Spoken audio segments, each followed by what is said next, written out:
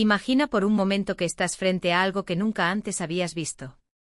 No es solo una película, sino una experiencia que sacudirá tu alma y redefinirá lo que sabes sobre la fe. Durante siglos, las Escrituras nos han dicho que Jesús murió un viernes y resucitó un domingo. Pero, ¿qué pasa con el sábado? ¿Dónde estaba realmente ese día? La respuesta se está filmando ahora mismo en el sur de Italia, y lo que está por venir revolucionará el cine cristiano para siempre.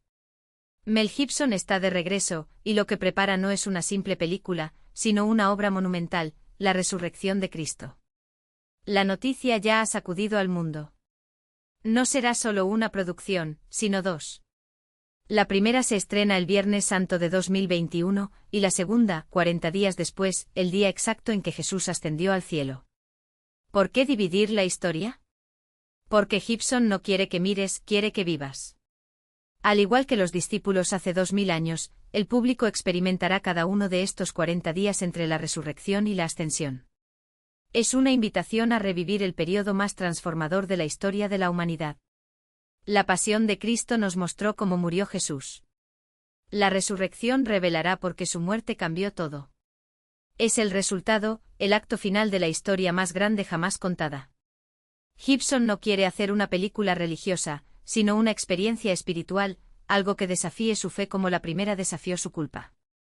En una conversación con Stephen Colbert, fue categórico: será el acontecimiento más grande de la historia de la humanidad. Todos conocemos el sufrimiento, pero pocos comprendemos la magnitud de lo que ocurrió después de la cruz. Cristo no solo resucitó, venció a la muerte misma. El proyecto está rodeado de absoluto secreto, pero Gibson ya lo ha dicho: será la película más grandiosa de la historia, 5 veces más épica que La Pasión. El rodaje, previsto para comenzar después de la pandemia, fue pospuesto varias veces debido a su obsesivo perfeccionismo. Regresó a los mismos lugares en Matera, Italia, donde filmó la primera película, reconstruyendo la Jerusalén del siglo I con un realismo aún más impresionante. Durante años se especuló que Jim Caviezel regresaría como Jesús. Incluso lo confirmó en entrevistas. Pero en 2025 Gibson sorprendió a todos: no traería de vuelta al elenco original. La decisión fue artística, pero también simbólica. Cada generación necesita ver el rostro de Cristo con nuevos ojos. Ahora el papel principal corresponde al actor finlandés Jaakko Otonne, junto a Mariela Gariga como María Magdalena, Casio Smutniak como la Virgen María, Pierluigi Pacino como Pedro y Ricardo Sgamarcio como Poncio Pilato.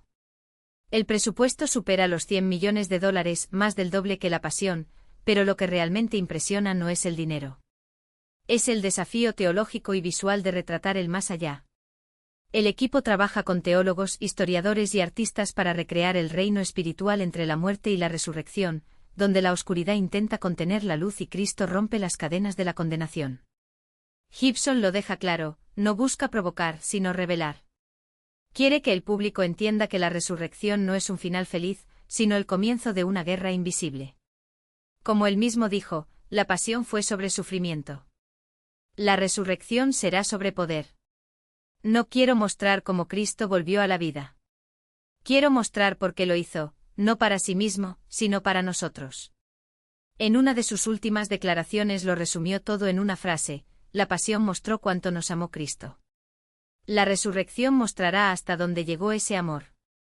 Durante años, Gibson escribió en secreto con su hermano Donald y el guionista de Braveheart, Randall Wallace. En una entrevista reciente describió el proyecto con una frase arrolladora: será como un viaje místico, un descenso y luego un ascenso. Porque la resurrección de Cristo no se limitará a mostrar la victoria de Jesús sobre la muerte. Explorará lo que sucedió entre el viernes y el domingo mientras su cuerpo yacía en la tumba, el descenso de Cristo a los infiernos. Algo nunca antes retratado en el cine. Muchos se preguntan en qué idioma se hablará la película. En La Pasión de Cristo, Gibson tenía una obsesión: hacer que el público sintiera el sufrimiento de Jesús como si estuviera allí, siendo testigo de él. No quería que la gente lo viera, quería que lo sintieran, no como una historia lejana, sino como algo que les estaba sucediendo. Por eso eliminó el inglés. Cada palabra fue pronunciada en los idiomas que se escuchaban en la Judea del siglo I: arameo, el idioma cotidiano de Jesús y sus discípulos; hebreo, el idioma sagrado de las Escrituras; y el latín, el idioma del Imperio Romano que lo condenó. Ni una palabra en inglés. Fue una de las razones por las que Hollywood rechazó el proyecto y se equivocaron. La Pasión se convirtió en la película no inglesa más taquillera de la historia, un fenómeno global. El idioma no fue una barrera, sino el puente que nos llevó hasta allí. Ahora la pregunta es, ¿harán lo mismo? La respuesta es sí. Y no. En un principio, la idea era repetir la estrategia, inmersión total en lenguas antiguas. Pero la misión de esta nueva película es otra. La Pasión trataba del sufrimiento íntimo y personal de Cristo. La resurrección, por otro lado, se trata de un mensaje que debe explotar y llegar al mundo entero. Entonces el plan cambió. La película será bilingüe. Escucharemos arameo, sí. En las conversaciones de los discípulos en las calles de Jerusalén sentiremos la autenticidad de su lengua materna. Escucharemos a los romanos hablar en latín, un recordatorio del poder que los oprimió. Pero también escucharemos mucho inglés. ¿Por qué este cambio? Porque el mensaje de la resurrección no debía ocultarse, sino proclamarse. Como Jesús ordenó a sus discípulos antes de ascender, id pues, y haced discípulos a todas las naciones. El objetivo ya no es solo sentir el dolor de un hombre, sino comprender la esperanza destinada a todos. El arameo nos anclará en la historia, pero el inglés llevará la noticia de la tumba vacía hasta los confines de la tierra, sin necesidad de subtítulos. La primera parte de la resurrección de Cristo comienza exactamente donde terminó la pasión. Son las 3 de la tarde de un viernes. El cielo se oscureció sobre Jerusalén.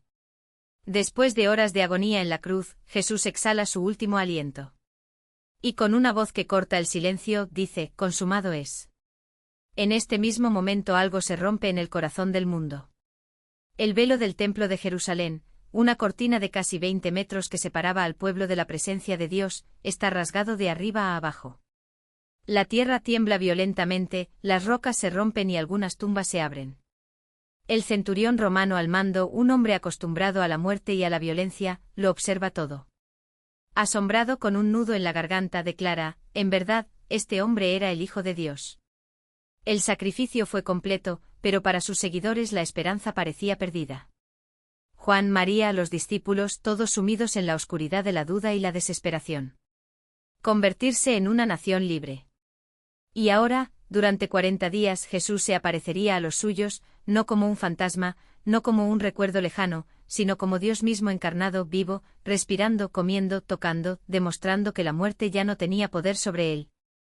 Imagínese la escena, los discípulos encerrados en una habitación, atormentados por el miedo. Las puertas están cerradas, las ventanas cerradas y el aire está cargado de olor a sudor y desesperación. De repente, sin previo aviso, Jesús está allí, en medio de ellos. No atravesó la puerta. No atravesó las paredes. Él simplemente lo era. Y lo primero que dice es, la paz sea con vosotros. No un saludo vacío, sino una declaración de guerra contra el caos que los consumía. Ellos miran, incrédulos, y él les muestra las manos y el costado, con las marcas de la crucifixión aún visibles. No es una ilusión. No es un espíritu. Es él, en carne y hueso con cicatrices que cuentan la historia de la victoria. Tomás el escéptico no estaba en ese momento. Cuando otros se lo dicen, él se ríe amargamente. Si no veo la marca de los clavos en sus manos, y no meto mi dedo en el lugar de los clavos, y no meto mi mano en su costado, no le creeré. 8 días después, Jesús regresa.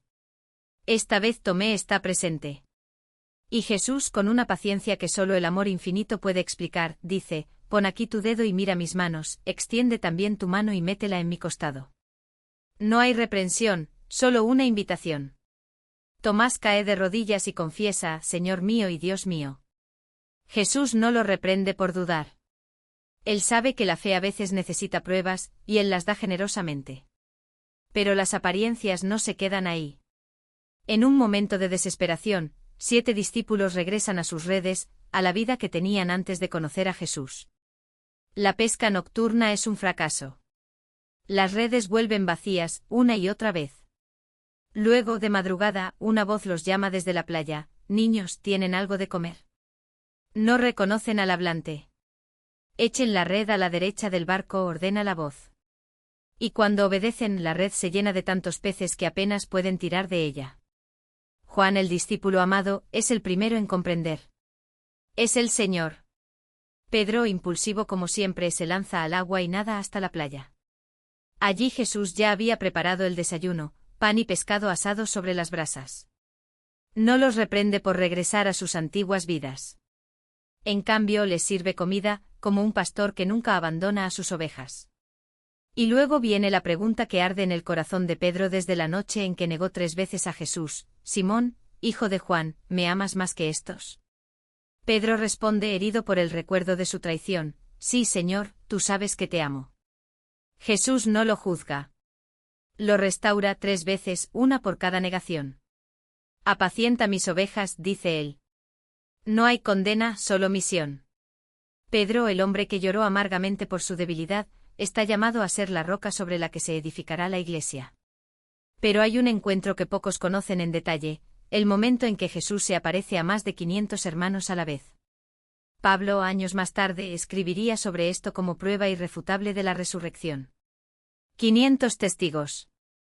500 pares de ojos que vieron, 500 voces que podrían haber refutado la historia, pero no lo hicieron. Porque era verdad. Porque estaba vivo. Y luego llegamos a la montaña. El lugar donde todo empezó a decir adiós. Jesús reúne a los discípulos y les da la gran comisión: id por todo el mundo y predicad el Evangelio a toda criatura. No es una petición. Es una orden. Una misión que resonaría a través de los siglos, atravesando imperios, persecuciones y tinieblas. Pero antes de partir, hace una promesa: he aquí, yo estoy con vosotros todos los días, hasta el fin de los tiempos. No los dejaría huérfanos. El Espíritu vendría. Nacería la Iglesia. Y el mundo nunca volvería a ser el mismo. 40 días. 40 reuniones. 40 oportunidades para tocar, ver, oír y creer. Y luego ante sus ojos Jesús es elevado a lo alto, hasta que una nube lo oculta de la vista. 2 ángeles aparecen y preguntan con una sencillez que desgarra el corazón: varones Galileos, ¿por qué miráis al cielo? No es el final. Es el comienzo. Porque Él regresará. Y hasta entonces la misión es clara: vivir, predicar, amar como Él amó. La resurrección no fue solo un milagro. Fue una revolución. Una explosión de esperanza en un mundo que solo conocía la muerte. Y lo que comenzó con una tumba vacía continúa hoy, en cada corazón que decide creer. Porque la muerte no tuvo la última palabra. Lo había hecho. Y su palabra es vida. Para entrar en su gloria. Y entonces, en ese momento en que partió el pan, sus ojos se abrieron. No era un extraño. Era Él. El mismo que había sido crucificado, ahora vivo, sentado a la mesa, partiendo el pan como si la muerte nunca le hubiera tocado. Pero ¿cómo capturar esto? ¿Cómo filmar el momento en que lo invisible se hace visible, lo imposible se hace carne ante ojos incrédulos? Jaco Tunan tendrá que caminar por esa delgada línea, un Jesús familiar pero no igual. Un cuerpo que lleva las marcas de la crucifixión, las llagas en las manos, en el costado, en los pies, pero que ahora brilla con una luz que no es de este mundo. Una mirada que no es solo humana, sino divina. ¿Cómo transmitir en acción la presencia de alguien que ya no está limitado por el tiempo, el espacio o la materia? ¿Cómo hacer sentir al público que ante él no está solo un actor, sino el mismo Cristo, resucitado, vivo, real? Y no es solo una cuestión de técnica. Es una cuestión de fe. Porque Gibson no se limita a dirigir una escena. Está recreando un encuentro. Ese momento en que María Magdalena, llorando ante la tumba, escucha una voz que la llama por su nombre: María, y en un instante, el duelo se convierte en alegría, la duda en certeza, la oscuridad en luz. ¿Cómo filmar el sonido de una voz que no es de este mundo? ¿Cómo captar el temblor de un corazón que de repente reconoce que la muerte no ha vencido? Los desafíos son inmensos, pero Gibson sabe que no está solo. Ha visto suceder lo imposible. Durante el rodaje de La Pasión de Cristo, el propio Jim Caviezel fue alcanzado por un rayo, no una, sino 2 veces y sobrevivió. Los actores que interpretaban a los soldados romanos sentían, en lo más profundo de su alma, el peso de lo que estaban haciendo. Uno de ellos, después de una escena de azotes, se arrodilló y lloró, diciendo que nunca volvería a ser el mismo. Y ahora, 20 años después, el mismo elenco y equipo se unen para contar lo que viene después, no el dolor, sino la victoria. No sufrimiento, sino resurrección. Y si la pasión alguna vez fue un campo de batalla espiritual, ¿qué pasará cuando las cámaras capturen el momento en que Jesús desciende a los infiernos, aplasta la muerte y sale victorioso? Cuando se le aparece a Tomás y le dice, «Pon tu dedo aquí y mira mis manos, extiende tu mano y métela en mi costado». Cuando asciende a los cielos delante de los discípulos, dejándolos con la boca abierta, mirando hacia arriba mientras una nube lo oculta de sus ojos. ¿Cómo filmar lo indecible? ¿Cómo podemos mostrar lo que los propios evangelistas describieron con palabras sencillas, porque no había otra forma de explicarlo? Gibson no está haciendo una película. Está construyendo un altar. Cada escena, cada encuadre, cada elección de luces y sombras es una oración. Sabe que si Dios quiere, estas imágenes no solo se verán, sino que se sentirán. Y por eso divide la historia en dos partes. Porque la resurrección no es un hecho aislado. Es un proceso. Un camino de 40 días, en el que se pone a prueba la fe, se superan las dudas y nace la certeza. 40 días en los que los discípulos pasaron del miedo al coraje, de la incredulidad a la misión. 40 días en los que el mundo cambió para siempre. Y ahora quiere que el público también lo viva. Que salgas del cine con el corazón acelerado, las preguntas hirviendo, el alma inquieta. Que pase 40 días en el desierto como los discípulos, esperando, dudando, buscando. Que sientas en lo profundo de tu pecho la misma tensión que ellos sintieron. Porque al final no se trata de una película. Se trata de una cita. Y si Gibson puede, aunque sea por un instante, hacer que alguien sienta que la tumba está vacía, que él está vivo, que la muerte no tuvo la última palabra, entonces todo el esfuerzo, todo el riesgo, todo el misterio valdrá la pena. Porque la resurrección no es historia antigua. Es una realidad que todavía sucede. En cada corazón que decide creer.